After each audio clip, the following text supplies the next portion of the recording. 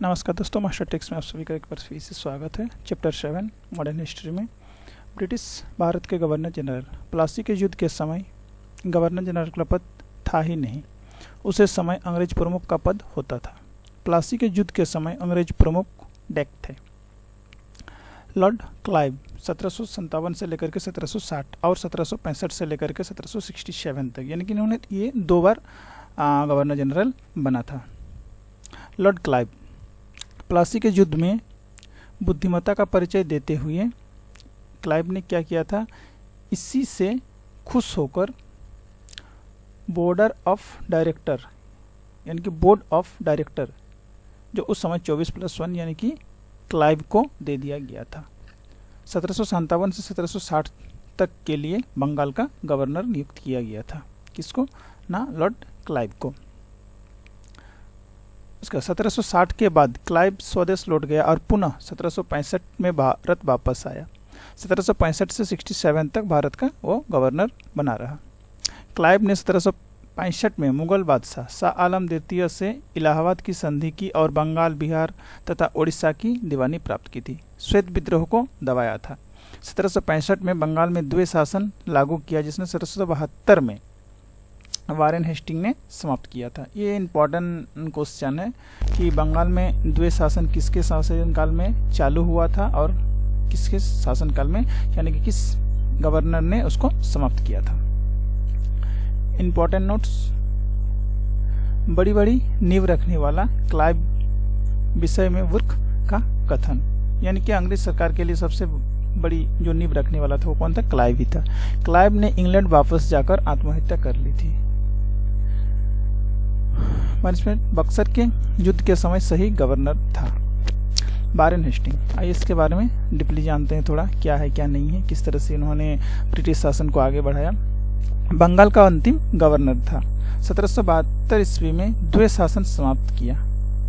1773 ईस्वी में ब्रिटिश संसद ने रेगुलेटिंग एक्ट पारित किया, जिसका उद्देश्य कंपनी पर ब्रिटिश संसद का नियंत्रण स्थापित करना था। तीनों प्रेसिडेंट में संयमन स्थापित करना था। तीनों प्रेसिडेंट बंगाल, मद्रास और मुंबई का।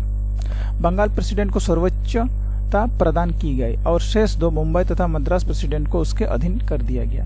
3 प्रेसिडेंट पर नियंत्रण रखने के लिए 1774 ईस्वी में रेगुलेटिंग एक्ट 1773 के तहत वारेन हेस्टिंग को बंगाल का प्रथम गवर्नर जनरल बनाया या बना करके भेजा गया। रेगुलेटिंग एक्ट 1773 के तहत कोलकाता में पहली बार सुप्रीम कोर्ट की स्थापना की गई। इसका पहला मुख्य न्यायाधीश सर एलिजा इम्पे था। ये बहुत बार क्वेश्चन आ चुका है, हर एग्जाम में इसका क्वेश्चन आते रहता है कि फर्स्ट रेगुलेटिंग एक्ट जो 1773 में पारित हुआ था, उसके तहत कलकत्ता में सुप्रीम कोर्ट की स्थापना, यानी कि क्वेश्चन इस तरह से आता है कि सबसे पहले सुप्रीम कोर्ट कहाँ बना था और कब बना था, उसके बाद इसके प्रमुख प्रथम जो न्यायाधीश थे वो कौन थे। इसलिए वारेन हेस्टिंग को भारत में न्यायिक सेवा का जन्मदाता भी कहा जाता है। ये भी इंपॉर्टेंट क्वेश्चन है, भारत में न्यायिक सेवा का जन्मदाता किससे कहा जाता है, तो उसका आंसर होगा वारेन हेस्टिंग। वारेन हेस्टिंग 1781 में कोलकाता मद्रासा की स्थापना की, जिसमें अरबी तथा फारसी जातियों को शिक्षा दी जाती थी। 1784 में विलियम जोन्स ने कलकत्ता में एशियाटिक सोसाइटी ऑफ बंगाल की स्थापना की। इसका उद्देश्य भारतीय संस्कृति को समझना था। भारतीय संस्कृति ग्रंथों का अंग्रेजी में अनुवाद किया गया। इसी सोसाइटी द्वारा अनुवादित पहली भारतीय पुस्तक भगवत गीता, जो कि विल्कन्स के द्वारा, और दूसरी हितोपदेश था, यानी कि विल्कन ने भारतीय की 2 सबसे प्रसिद्ध किताबों का अंग्रेजी में अनुवाद किया था। पहला जो था वो भगवत गीता और दूसरा था हितोपदेश। वारेन हेस्टिंग भारत का एकमात्र गवर्नर जनरल था जिस पर वर्क ने महाभियोग का मुकदमा चलाया, लेकिन ब्रिटिश संसद ने उसे सभी दोषों से मुक्त कर दिया गया। ये चैप्टर 7 समाप्त होता है। अब आते हैं चैप्टर 8 में। कॉर्नवालिस 1786 से लेकर के 1793 तक क्विट इंडिया एक्ट, जो कि 1784 के तहत भारत आया था। इसी ने भारत में सिविल सेवा यानी कि ICS की शुरुआत की 1786 में, लेकिन सिविल सर्विस एग्जाम की शुरुआत 1853 में हुई। प्रारंभ में यह परीक्षा इंग्लैंड में ही होता था। 1923 से सिविल सर्विस एग्जाम भारत में होने लगा। प्रारंभ में इस परीक्षा में बैठने की अधिकतम उम्र जो था वो 23 वर्ष था, जिससे वायसराय लिटिन ने 1876 से 1880 ने घटाकर 19 वर्ष कर दिया गया। सिविल सेवा में कर्नवालिस, पुलिस सेवा कर्नवालिस और न्याय सेवा वारेन हेस्टिंग, ये तीनों क्वेश्चन इंपॉर्टेंट में आते भी हैं। कर्नवालिस ने 1793 में स्थायी बंदोबस्त परमानेंट सेटलमेंट व्यवस्था लागू किया। 1793 में ही कर्नवालिस कोड जारी किया गया, जो कि शक्तियों के पृथकीकरण पर आधारित था। इसी के तहत कर प्रशासन और न्यायिक प्रशासन को अलग अलग कर दिया गया। कर्नवालिस एकमात्र गवर्नर जनरल है जिसकी समाधि भारत के यूपी के गाजीपुर में ही है। इसके बाद आते हैं सर जॉन सोर, 1793 से लेकर के 98 तक। इसने भारतीय राज्यों में अहस्तक्षेप की नीति का पालन किया। पिट्स इंडिया एक्ट 1784 के तहत कंपनी पर नियंत्रण हेतु देशी राज्यों में अहस्तक्षेप नीति प्रमुख थी। इसके बाद आते हैं लॉर्ड वेलेजली, 1798 से लेकर 1805 तक। घोर साम्राज्यवादी था। कौन? वेलेजली। भारतीय राज्यों का विलय करने के लिए सहायक संधि प्रणाली लागू किया। इस प्रणाली का मुख्य उद्देश्य भारत को फ्रांसीसी के विस्तार को रोकना था तथा उनके आक्रमण का जो भय था उसको हमसे के लिए समाप्त करना था।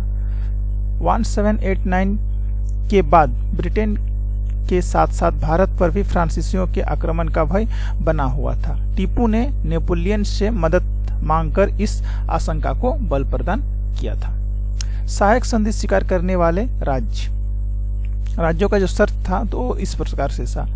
पहली, सुरक्षा की जिम्मेवारी जो कि अंग्रेजों की होगी।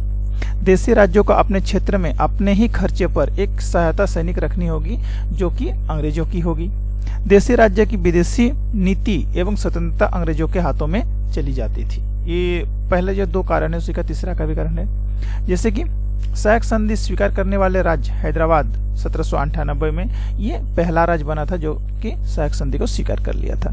मैसूर 1799 में, अवध 1801 में, पेशावा 1802 में, भोसले 1803 में, सिंधिया 1804 में। आईसीएस में भर्ती युवकों को प्रशिक्षण के लिए 1800 में फोर्ट विलियम्स कॉलेज की स्थापना की गई। और ये पूछा जाता है कि फोर्ट विलियम्स कॉलेज कहाँ पे, तो कलकत्ता में स्थित है।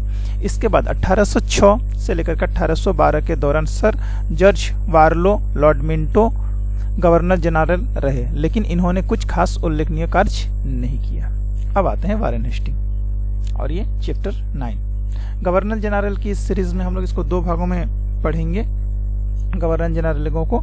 तो आज के वीडियो में जितना हम लोग कर पाते हैं, फिर नेक्स्ट वीडियो में हम लोग इसको पूर्ण कर लेंगे। चलिए आगे चलते हैं लॉर्ड वारेन हेस्टिंग में। इसने 1814 से लेकर 1816 के दौरान नेपाल से युद्ध किया। युद्ध की समाप्ति संगोली की संधि से हुई। गढ़वाल, कुमायूं, शिमला, रानीखेत और नैनीताल के इलाके भारत को प्राप्त हुए, जो स्वास्थ्यवर्धक जलवायु वाले क्षेत्र में थे। उत्तराखंड का क्षेत्र आज के डेट में अगर इसको देखा जाए तो मराठवाड़ के पिंडारियों का दमन, यानी कि मराठा जो भाषा बोलते थे उसको पिंडारियों का कहा जाता था। ये क्या होते थे कि लुटेरों का एक दल भी था जिसमें हिंदू मुस्लिम दोनों ही होते थे। पिंडारियों के दमन के लिए हेस्टिंग ने थॉमस हिल्पुस को नियुक्त किया और दोनों ने मिलकर पिंडारियों का दमन किया। लॉर्ड हेस्टिंग ने मराठा संघ का अंत कर दिया। मराठा संघ मराठावाड़ क्षेत्र में मराठे राज्य कहलाते थे। मराठा राज्य का निर्माण वास्तव में शिवाजी ने किया था। शिवाजी के बाद उत्तराधिकारी जो हुए वो कमजोर होते गए। शिवाजी के काल में औरंगजेब का दक्षिण भारत पर आक्रमण हुआ, लेकिन उन्हें हरा नहीं पाया था शिवाजी को। शिवाजी के बाद अंतिम मजबूत छत्रपति शाह था, जो 1707 में छत्रपति बना। शाहू ने अपने एक सरदार को सेनाकर्ता का पद दिया, जिसका अर्थ होता है सेनापति। उस सेनाकर्ता का नाम था बालाजी विश्वनाथ। सेनाकर्ता को पेशवा भी कहा जाता था। विश्वनाथ पहला पेशवा था। पेशवा का सृजन शाह ने किया। शिवाजी के बाद के उत्तराधिकारी जो कि उसके बाद आए अपने को छत्रपति कहलाते थे, लेकिन इनकी राजधानी सातरा थी। शाहू के बाद पेशवा पद महत्वपूर्ण होने लगा। पेशवा होता क्या था, ये राजधानी हमेशा चेंज करते रहता था। इसके बाद इन्होंने देखिए राजधानी कहाँ, सतारा था, उसके बाद ये पुणे हो गए। शाहू के बाद छत्रपति क्या होने लगे, कमजोर होने लगे और पेशवा की जो शक्ति था वो बढ़ने लगे थे। विश्वनाथ के बाद कोई पेशवा हुए। वास्तव में विश्वनाथ के बाद मराठावाड़ के शासन का वास्तविक केंद्र पुणे में हो गया। पेशवा के काल में मराठावाड़ के कोई क्षेत्र को सरदार ताकतवर बनकर उभरे, जिन पर पेशवा का नाम मात्र का नियंत्रण होता था। ये थे नागपुर के भोसले, ग्वालियर और सिंधिया और इंदौर के गायकवाड़। ये सभी पेशवा को बराबर का शासन मानते थे। इसी प्रकार मराठावाड़ पर कोई मराठा सरदार मिलकर शासन करते थे। इस प्रकार के शासनों को ही मराठा संघ का नाम दिया गया था। यानी कि छोटे छोटे टुकड़ियां हो गए थे। जब एक बड़े क्षेत्र को टूट गया था तो उन्हें छोटे छोटे बहुत सारे लीडर जो होते थे वो उभर करके सामने आए, अपने आप को स्वतंत्र घोषित करके और उस क्षेत्र का उन्होंने शासक मान लिया था और इन सबको दमन कर दिया था। लॉर्ड वेलेजोदे द्वारा जबरन थोपे गए सहायक संधि के कारण मराठा संघ के शासक नाखुश थे और मौके को मिलने का विद्रोह कर बैठे थे। इसी का अंत करने के लिए लॉर्ड हेस्टिंग ने मराठा संघ पर आक्रमण कर 2-3 वर्षों में उसका अंत कर दिया। अंतिम पेशवा बाजीराव द्वितीय को गद्दी से उतारकर कानपुर के समय बिठूर में 18 लाख वार्षिक पेंशन पर भेज दिया गया और सतारा की गद्दी शिवाजी के वंशज प्रताप सिंह को दे दी गई। तो दोस्तों इसी के साथ आज का वीडियो हम लोग यहीं पे समाप्त करते हैं। नेक्स्ट में हम लोग आएंगे वारेन विलियम बैटिंग्स को लेकर के, जो 1828 से लेकर के 1835 तक चलेंगे और फिर ये सीरीज हम लोग का कंटिन्यू समाप्त हो जाएगा। तो मिलते हैं नेक्स्ट वीडियो में। Thank you.